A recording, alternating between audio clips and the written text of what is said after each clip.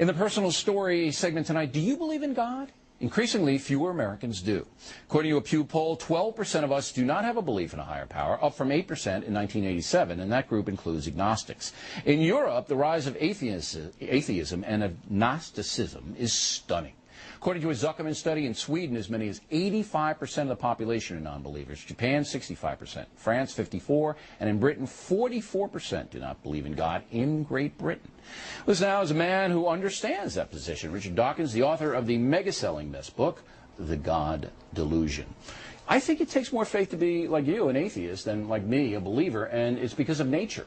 You know, I just don't think we could have lucked out to have the tides come in, the tides go out, sun go up, sun go down. Don't think it could have happened.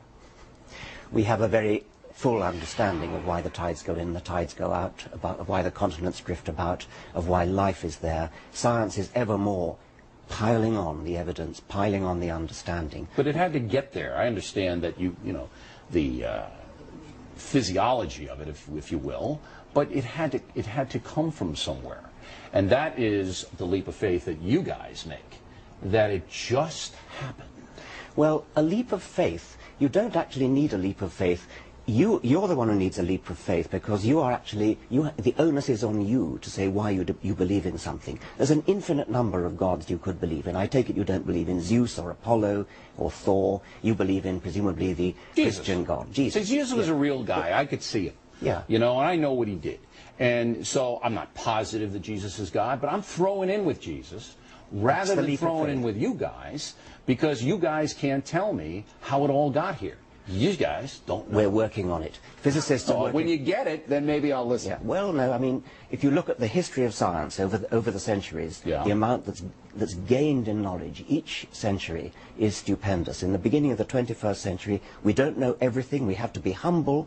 We have to, in humility, say that there's a lot that we still don't know. And, you know, being humble is a Christian virtue. Well, so there you go. Of course it is. All right, when you guys figure it out, then you come back here and tell me, because until that time, I'm sticking with Judeo-Christian philosophy and my religion of Roman Catholicism, because it helps me as a person. That's different. If it helps you, that's absolutely. Great. And that doesn't mean it's true.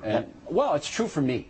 You see, I believe. You mean true for you is different from true for anybody else? How can something be absolutely, true for you? because I can't Something's either got to be true or not. I can't. No. I can't prove to you that Jesus is God. So that truth is mine and mine alone. But you can't prove to me that Jesus is not. So you have to stay in your little You can't belief prove system. that Zeus is not. You can't prove that Apollo is not. Or I saw Apollo, man. He was down there. He's not looking good.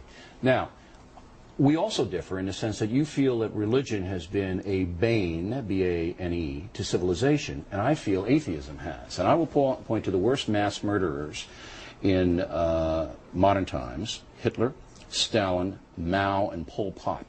All confirmed atheists, all people who wanted to wipe out religion. Now, I know you can point to the Crusades and you can point to Al-Qaeda right now. I mean, it's there, and there's no question.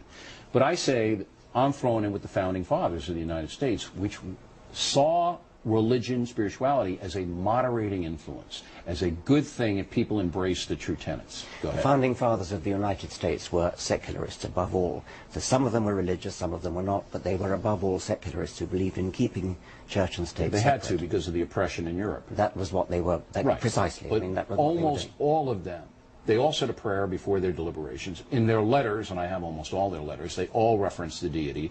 Our Declaration of Independence references heavily.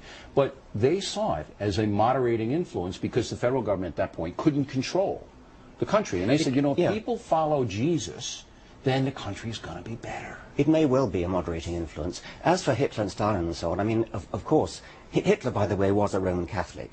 No, he never was. He was raised in that home. Yeah, well, he rejected it early on. We can dispute that. Stalin was an atheist, no question.